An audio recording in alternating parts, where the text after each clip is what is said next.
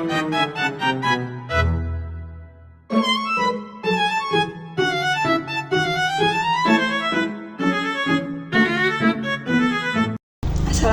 warahmatullahi wabarakatuh. Selamat siang Pak Nanang. Pada kesempatan kali ini, saya akan mempresentasikan artikel ilmiah saya dengan judul Efektivitas Pajak Penghasilan Pribadi dalam Mengurangi Kesenjangan Sosial. Sebelum itu, saya akan memperkenalkan diri. Perkenalkan, nama saya Gita Aulia Putri Gunawan, nomor urut 7, dengan NIM 255-030-400-111-071 dari program studi perpajakan kelas G Fakultas Ilmu Administrasi.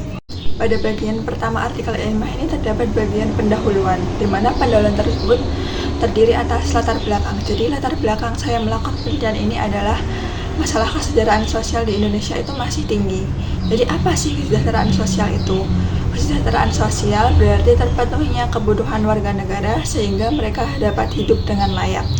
Salah satu cara pemerintah untuk mengurangi kesenjangan sosial ini adalah dengan menerbitkan peraturan pajak penghasilan pribadi. Namun, dalam pelaksanaannya, pajak penghasilan pribadi ini masih diragukan untuk mengurangi kesenjangan sosial. Karena beberapa faktor seperti penegakan hukum, struktur tarif, tingkat kepatuhan pajak, dan adanya kasus korupsi atau tindakan korupsi. Hal ini menimbulkan keraguan apakah PPh ini benar-benar mampu menjadi instrumen redistribusi kekayaan atau tidak, sehingga diperlukan penelitian ini untuk menjawab beberapa pertanyaan atau beberapa faktor-faktor tersebut. Lalu bagian yang kedua yaitu rumusan masalah. Di sini terdapat dua rumusan masalah. Yang pertama yaitu bagaimana efektivitas penerapan pajak penghasilan pribadi sebagai instrumen dalam mengurangi tingkat kesenjangan sosial. Yang kedua, bagaimana pengaruh tingkat kepatuhan wajib pajak, praktik penghindaran pajak, struktur tarif yang berlaku, serta adanya potensi tindakan korupsi oleh pihak-pihak yang tidak berwenang dalam efektivitas pemberlakuan pajak penghasilan pribadi sebagai instrumen redistribusi kekayaan di Indonesia. Selanjutnya ada tujuan. Jadi di sini ada dua tujuan. Yang pertama yaitu untuk mengetahui seberapa efektif pajak penghasilan pribadi dalam upaya mengurangi kesenjangan sosial, dan yang kedua untuk mengidentifikasi berbagai faktor yang dapat mempengaruhi keberhasilan implementasi pajak tersebut. Kemudian ada manfaat. Penelitian ini memiliki manfaat teoritis dan praktis. Untuk manfaat teoritis, penelitian ini berguna untuk memperkaya ilmu ekonomi, khususnya ilmu ekonomi perpajakan dan pemerataan sosial, dengan memperdalam pemahaman tentang hubungan sistem pajak progresif. Maksudnya pajak progresif di sini adalah pajak penghasilan pribadi dan upaya pemerintah mengurangi kemiskinan. Lalu untuk manfaat praktisnya atau manfaat bagi pemerintah, penelitian ini berguna untuk membantu pemerintah membuat kebijakan pajak yang lebih adil serta untuk meningkatkan pemahaman masyarakat tentang peran pajak dalam mengurangi kesenjangan sosial. Selanjutnya adalah bab tinjauan pustaka, terdiri dari penelitian terdahulu dan research gap. Pada penelitian terdahulu, saya menggunakan 3 penelitian terdahulu. Penelitian terdahulu pertama itu dilakukan oleh Fitri Wahyuni pada tahun 2024 dengan judul Analisis Perbandingan Pajak Progresif dan Pajak Proporsional Implikasi Terhadap Keadilan Sosial. Penelitian Fitri Wahyuni ini menunjukkan bahwa pajak progresif itu dianggap lebih adil karena pajak progresif itu menyesuaikan tarifnya dengan kemampuan ekonomi wajib pajak dan berfungsi sebagai alat redistribusi pendapatan. Namun, tarif yang terlalu tinggi dari pajak progresif ini dapat memicu praktik penghindaran pajak. Tapi, sebaliknya, jika kita itu menerapkan tarif pajak proporsional, itu dinilai kurang adil bagi kelompok yang diklaim rendah atau masyarakat yang memiliki ekonomi rendah karena tarifnya itu disamaratakan sehingga memiliki beban ekonomi yang jauh lebih berat. Penelitian terdahulu kedua dilakukan oleh Anissa Fahmi pada tahun 2019. Penelitian tersebut berjudul Keterkaitan Antara Penerimaan Pajak Penghasilan dan PBB Terhadap Kesenjangan Pendapatan. Penelitian ini menemukan bahwa pendapatan di Indonesia itu dipengaruhi oleh berbagai faktor seperti pertumbuhan ekonomi, IPM, PPh, PBB, infrastruktur jalan, serta jumlah penduduk. Melalui analisis regresi multivariat yang dilakukan oleh Anissa Fahmi dengan data dari BPS, BI, dan Bank Dunia, penelitian ini itu menunjukkan bahwa pertumbuhan ekonomi, PPH, dan jumlah penduduk itu malah meningkatkan ketimpangan pendapatan. Temuan ini menegaskan bahwa pertumbuhan ekonomi di Indonesia itu belum inklusif, dan sistem perpajakan yang ada di Indonesia itu juga belum berhasil dalam mendistribusikan kesejahteraan secara efektif. Penelitian terdahulu yang ketiga dilakukan oleh Wahyu Siti Nursiam dan Vidya Vita Adivina pada tahun 2020. Penelitian ini memiliki judul Analisis Efektivitas dan Kontribusi Penerimaan Pajak. Penelitian ini menunjukkan bahwa pajak merupakan sumber utama pendapatan negara untuk pembangunan. Penelitian ini juga mengungkapkan bahwa PPh pasal 26 merupakan jenis pajak yang paling efektif, sementara PPN dan PPNBM itu menjadi penyumbang penerimaan pajak terbesar di Indonesia.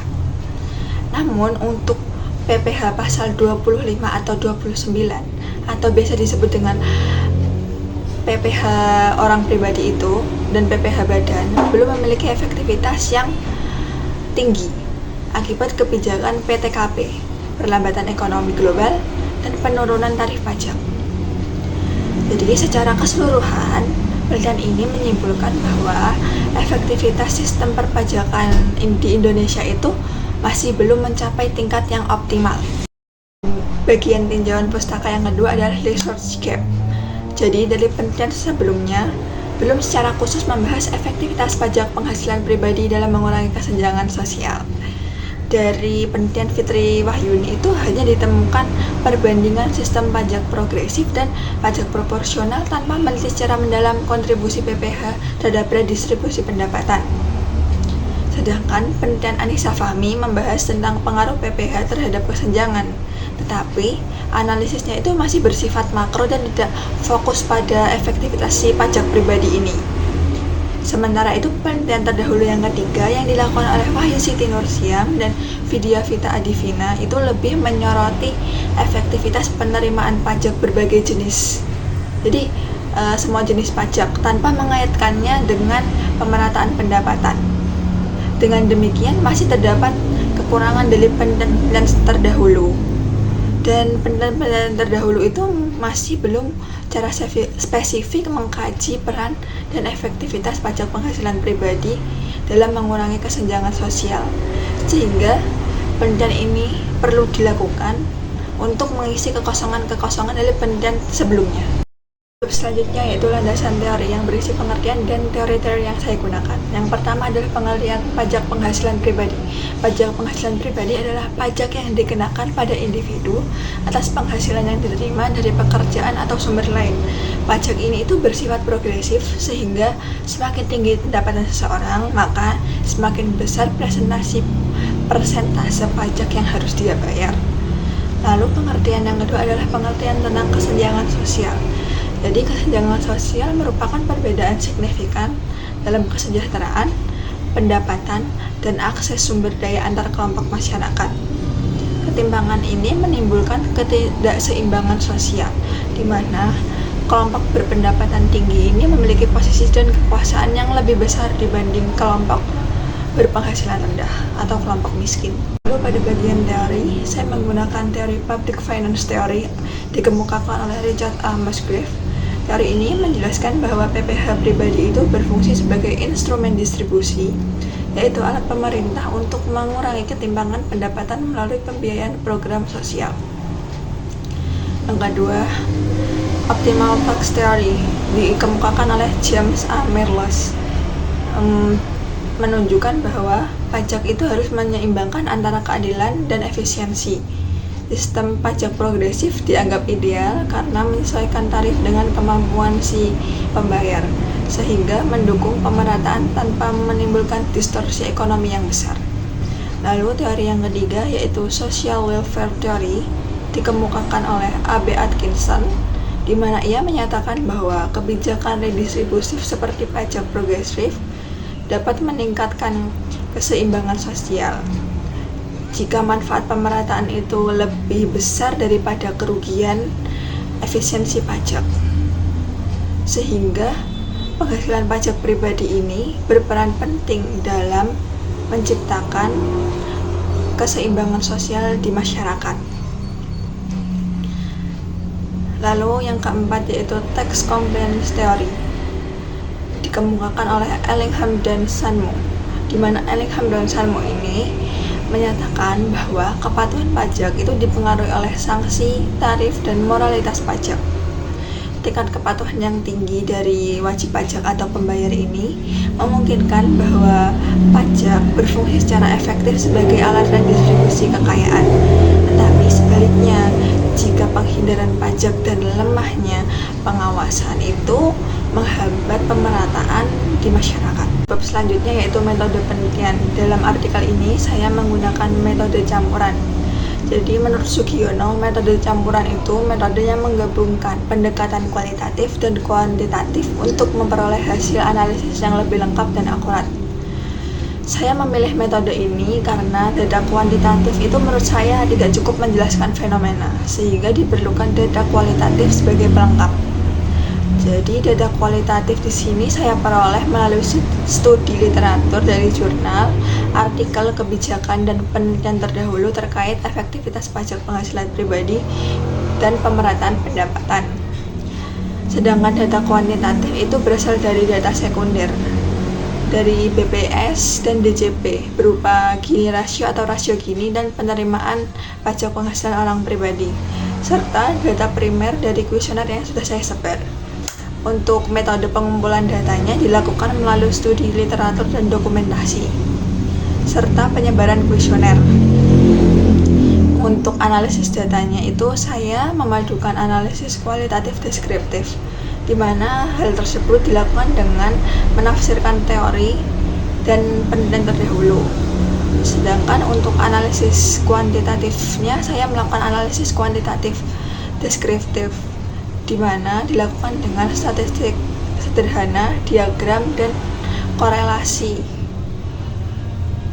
Korelasi di sini maksudnya menghubungkan dari penyebaran kuesioner lalu diubah dengan kata-kata. Kombinasi dari penelitian atau metode campuran yang saya gunakan ini memberikan gambaran yang menyeluruh mengenai peran pajak penghasilan pribadi dalam mengurangi kesenjangan sosial di Indonesia. Selanjutnya, bab hasil dan pembahasan. Untuk rumusan masalah pertama, hasil penelitian yang saya lakukan ini menunjukkan bahwa secara umum PPh pribadi itu masih belum efektif dalam menjalankan perannya sebagai instrumen pengurangan kesenjangan sosial di Indonesia. Dari kuesioner yang sudah saya sebarkan kepada 31 responden, mayoritas responden itu menilai bahwa pajak penghasilan pribadi yang sudah mereka bayarkan itu masih belum kembali kepada diri mereka atau masyarakat-masyarakat di sekitar daerah tempat tinggal mereka dalam bentuk manfaat langsung. Manfaat langsung di sini maksudnya itu seperti program subsidi, layanan publik, atau fasilitas kesejahteraan yang dapat dirasakan oleh kelompok berpenghasilan rendah. Kondisi ini menimbulkan persepsi bahwa pembayaran pajak yang sudah mereka lakukan ini masih belum memberikan dampak yang nyata terhadap peningkatan kualitas hidup masyarakat, terutama bagi kelompok rentan, sehingga tujuan pemerataan pendapatan itu masih belum tercapai. Selain itu, data nasional dari BPS dan DJP itu menunjukkan bahwa meskipun penerimaan negara, khususnya PPh pasal 21 atau PPh OP orang pribadi itu mengalami peningkatan yang cukup signifikan setiap tahunnya, hal tersebut itu tidak diikuti dengan penurunan rasio Gini secara konsisten. Dari hasil temuan ini menunjukkan bahwa kenaikan penerimaan pajak itu tidak otomatis berbanding lurus dengan keberhasilan redistribusi pendapatan. Jadi, stabilnya rasio Gini di beberapa wilayah, terutama perkotaan itu, menggambarkan bahwa ketimpangan pendapatan yang ada di masyarakat ini masih tinggi, dan kebijakan fiskal dari pemerintah melalui PPh orang pribadi ini masih belum mampu menjembatani kesenjangan tersebut secara optimal. Sedangkan dari sisi teori, temuan dari kuesioner dan dokumen dari BPS dan DJP itu jika digaitkan dengan public finance theory oleh Richard Musgrave itu menyatakan bahwa pajak penghasilan seharusnya itu dapat menjadi alat yang efektif dalam mengurangi ketimpangan. Dalam teori tersebut, kelompok berpenghasilan tinggi dikenakan tarif yang lebih tinggi. Sedangkan untuk kelompok berpenghasilan rendah itu harus disesuaikan dengan kemampuan mereka membayar, sehingga jadi kelompok yang berpenghasilan tinggi ini memiliki kemampuan atau kontribusi yang lebih besar dalam membiayai program-program sosial yang bermanfaat bagi kelompok masyarakat berpenghasilan rendah. Namun dalam praktiknya di Indonesia itu fungsi tersebut itu masih belum berjalan maksimal. Dari banyaknya responden yang kuesioner saya, itu mereka merasa bahwa tidak melihat hasil nyata dari kontribusi pajak yang dibayarkan. Jadi ketika masyarakat tidak merasakan manfaat, maka efektivitas pajak penghasilan pribadi ini sebagai alat distribusi kekayaan itu masih diragukan. Lalu untuk rumusan masalah yang kedua, yang pertama itu mengenai pengaruh kepatuhan wajib pajak terhadap efektivitas pajak penghasilan pribadi. Dari hasil kuesioner itu menunjukkan bahwa tingkat kepatuhan wajib pajak itu memiliki pengaruh yang sangat besar terhadap efektivitas pajak penghasilan pribadi dalam mengurangi kesenjangan sosial. Responden itu secara dominan menilai bahwa rendahnya kepatuhan pajak, baik dalam pelaporan maupun pembayaran pajak itu dapat menghambat pemerintah dalam memperoleh penerimaan pajak yang cukup untuk pembiayaan program pemerataan.